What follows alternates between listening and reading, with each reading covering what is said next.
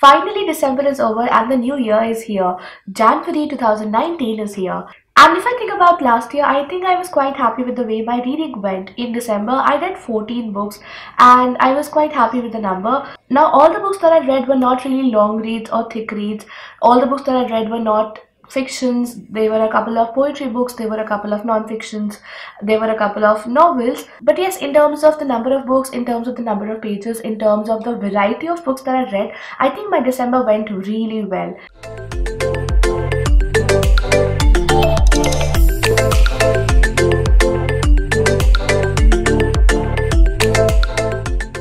Hey guys, I'm Sankalpita and you're watching BookGeeks India, which is a channel where I make book-related videos. If you like books, if you love reading, make sure you subscribe to my channel, like and share my videos, turn that notification on, and guys, please do comment because you know it that I love it when you comment. So in this video, I talked to you about the 14 books that I read in the month of December. That means I'll talk to you about my December reading wrap-up. Now, if you guys have watched my earlier reading wrap-ups, you know that I always talk to you about the books that I read in my order of preference. So the best book comes first and the worst book comes last. So in this video also, it's gonna be the same where I talk to you about the best books in the beginning and the worst books in the last. And now because I have a lot of books to talk to you about, let's just get on with the video. Incidentally, when you are actually supposed to read non-fiction in the month of November, I did not read a single non-fiction. As far as I remember, I did not read any non-fiction in November. Whereas in December, I read a lot of them. So I finished reading a lot of non-fiction books and I also half read some non-fiction books which will only count in January because sadly I did not read anything towards the end of December because I was out vacationing, and now I think I'm digressing, so let's just get back to the video in question. So book number 1, which I absolutely loved and which I would recommend to anybody who loves non-fiction, who reads non-fiction, anybody who is in need of inspiration, who is dealing with a hard time and who wants some inspiration in life, you should definitely read this book, which is called Being Reshma by Reshma Qureshi with Tanya Singh. This book was sent to me by the publisher Pan Macmillan and I'm really thankful to them for this copy because this is absolutely amazing. I usually read publisher copies in a span of 1 or 2 months. It takes me a lot of time to get to publisher copies, but this was such a great book. I read the blurb and immediately I sat down to read it because it sounded so inspiring and something which I have never ever read. So as you can understand from the cover, the girl Reshma is an acid attack survivor. She was very young when she was attacked. She was only 17 years old and it took a whole deal of courage and a lot of hard work, a lot of perseverance, a lot of fighting with your own demons to get her where she is today. Her story is not just extraordinary, but it's also inspiring to anybody who wants to know, who wants to learn how to fight with circumstances, who wants to rise up against all odds. So I think it's a brilliant book. So if you can see here, this is how she looked before she was attacked. Here she's at a wedding function, here she's in a hijab, and this is how she looked just after the attack and a couple of months after the attack. She went through a lot and it's really intense when you read this book because you get to know so much about the stigma that is attached to acid attack victims. Of course, there's a lot of physical pain and physical hardship that you have to go through, but it's also the societal stigma that is still, being attached to acid attack victims, which needs to go away. And this book kind of throws light on it, throws light on the issue. So I think it's a brilliant book. It's written in a very easy, breezy manner. So if you are a beginner, you can also go and pick this book up because you will not have any difficulty with reading it. It has a very simple language, it has simple words, so you will not at all face an issue. And well, if you are a non-fiction lover and you are a regular reader, you should definitely go and pick this book up. The next book that I read is Half-Gods by Akhil Kumarasamy. If you remember my TBR video for December, I picked this book up. I cannot find the copy right now because I don't know where I've kept it. I'm so bad at finding out copies. So I have this copy with me. I finished reading it because in that video, in my December TBR video, I told you that no matter what, this is one book that I will definitely be finishing in December. So basically, Half-Gods is the story of Tamilians, displaced Tamilians from Sri Lanka, and how their lives changed forever, their world changed forever after the war that almost eradicated or almost killed all of them. So it's a very sad story, but it is also politically important and humanitically important because you get to know so much about the pathos, the saga, the sad story of Tamilians of Sri Lanka. I personally never read a lot about them. I was vaguely aware of the issue, but this book told me a lot about what went on in their lives, what really happened, and the various issues that they went through, which is very sad. It's basically a collection of different stories told by different people, told in different voices, but at the end of it, it is one book, it is one novel. So all these stories are connected, and when they come together in the form of a novel, they tell you one complete tale. It's a little complicated, it's a little confusing also because I had to go back to it again and again to just brush up on the characters and the concept because the names were difficult, the characters were many. So there was some confusion when I was shifting from one story to another, but I think overall I loved this book. I loved the way it was put. I loved the story that is told in this book. So yeah, I would definitely recommend it to readers who are voracious readers or difficult level readers, because this book is not meant for beginner level readers and also for regular readers. Only if you are a difficult level reader, go for this book. I did a lot of sad reads in December. Some of them were fiction, some of them were non-fiction, but yes, overall I learned a lot. I think I became a better human by reading all these books. So the third book also which I have to talk to you about is a memoir, a really dark, twisted memoir of sadness, of hopelessness, of despair, and finally a little hope. So this book is called A River in Darkness, One Man's Escape from North Korea by Masaji Ishikawa. Now Masaji Ishikawa is the author's pen name, his real name is different. So the author used to live in Japan when he was very young. His mother was a Japanese and his father was a Korean. Due to how certain events shaped up, which I think it'll be best if you yourself read this book. So due to all these events, after a lot of pondering, Masaji's father decides that they will shift to North Korea because North Korea was running a lot of propaganda during that time. So they were inviting all these Koreans living in different countries to come to North Korea and experience the heaven, which was nothing but propaganda. But these people don't realize the trap behind this propaganda. Once they reach in North Korea, only then they realize that they have been trapped and there is no way out. Masaji was only 13 when he shifted to North Korea, and by the time he was out, it was almost 3 decades, more than 3 decades. So this is the story of his life before North Korea, in North Korea, and a little bit after North Korea. There are startling things that you would find in this book which absolutely left me flabbergasted, because I cannot even imagine the kind of poverty these people are living in, the kind of torture, the kind of dictatorship that these people are living in. So it's an really amazing, eye-opening read. It can be read by beginner level readers because it's very simple English. In fact, the English was so simple that at certain points I felt like the author could have used with a better translator. It sometimes lacked polish or finesse, but that should not hinder you, that should not stop you from picking this book up. The next book that I read is Palestine by Joe Sacco. This is yet another book that I showed you in my December TBR, and I managed to finally read it 1 year after it was gifted to me on my birthday by my brother. So now he is really happy that I finally read this book. So as you can see, it's a graphic non-fiction which talks about the journey, this journey which the author took to Palestine in the year 1992 and 1991. So this was at the time of the first Intifada. So Intifada was actually the rebellion of the Palestinians, the uprising of the Palestinians against Israel's occupation in their territory. It doesn't have a lot of Israel. I know a lot of people are interested in Mossad and Israel, and I was also expecting something on those lines, but this book is actually only about Palestine. So basically this guy goes to a lot of camps, settlement camps which the Palestinians have, and he talks to a lot of people, he meets different people, he stays with different people in all these territories, and what he experiences there, what kind of circumstances and conditions they live in, what are the factors that govern their life in Israel is what is beautifully captured in this book. Now what I particularly liked about the book is that it tells you a lot about Palestine but in the form of a story, so it's really good. You get to learn so much. Coming to the reader level, I think this book can be picked up by regular readers or voracious readers. I think beginners should try and stay away from it because it is a little complicated, not that much, but yeah, I don't think beginners will feel comfortable reading this book. The next book that I read is The Perfect Murder by Ruskin Bond. Now, this is a book which I also featured in my 8 best mystery and thriller books of 2018, and that's because I absolutely love this book.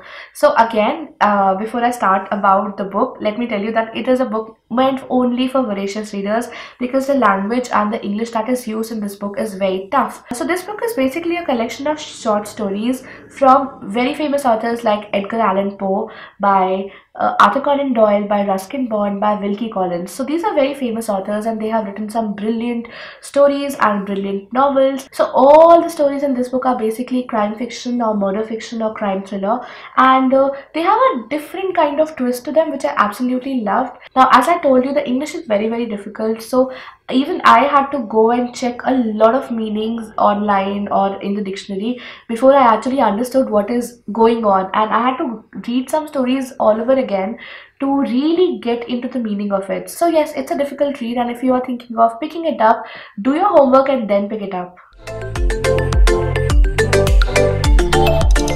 The next book that I read is also a non-fiction. Now, as I told you, I read a lot of non-fiction books in December. So this is called City Adrift by Naresh Fernandez. Now, I picked this book on my Kindle. It was available on Kindle Unlimited, so I thought why not download it, because I was in mood for something short and something non-fiction. And I just visited Mumbai 2 years ago and I wanted to read something about the city and get a literary kind of flavor of it. So I picked this book up and it was a good decision because I love the way the author has done the first part, only the first part. I had little issues with the second part because most of the second part felt like ranting. So, and I also thought that the author was a little biased in his narration. So that is something which I did not like, but the first part is absolutely amazing. It tells us a lot about how Mumbai, or Bombay as the author still calls it, came to be, the history of Bombay, how it started. This book is not academic, it's actually a collection of short essays which I think would be appreciated and liked by anybody who loves non-fiction, anybody who loves traveling.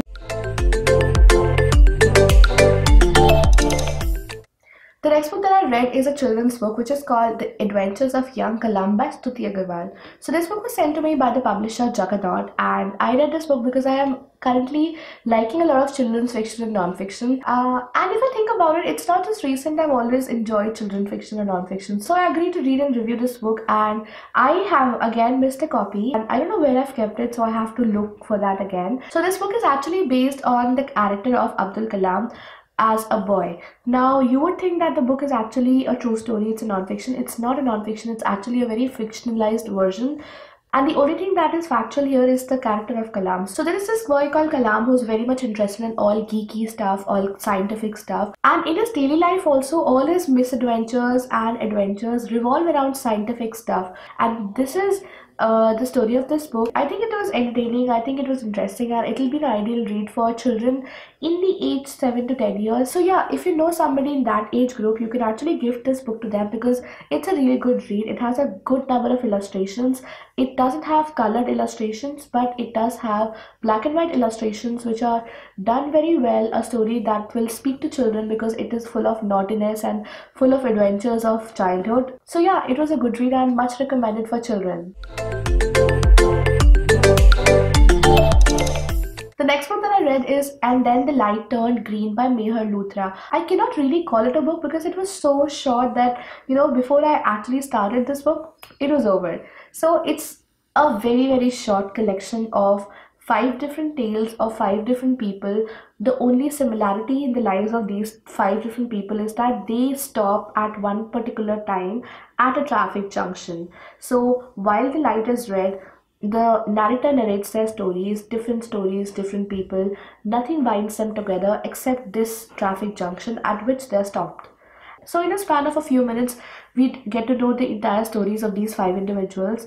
And the moment that light turns green, these people leave with their cars, with their vehicles, with their bikes, and that's it. That's the only thing that the book has. I don't know if the idea sounds appealing to you, but yeah, it was fun to read. Even though it was too short for my taste, but I think it was an okay read.